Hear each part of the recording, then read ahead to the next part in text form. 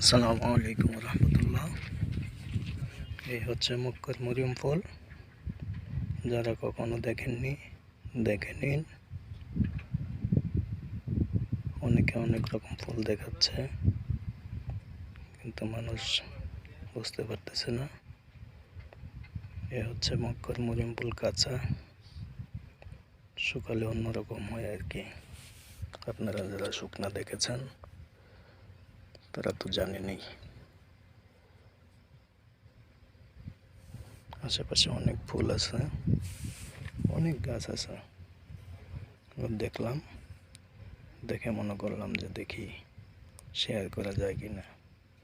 তো ভিডিও করলাম, ভিডিও করে আপনাদের মাঝে শেয়ার করার চেষ্টা করছি। আর অনেক কিছু দেখাতে পারবো ইনশাআল্লাহ। সঙ্গে থাকবেন। আল্লাহ হাফেজ।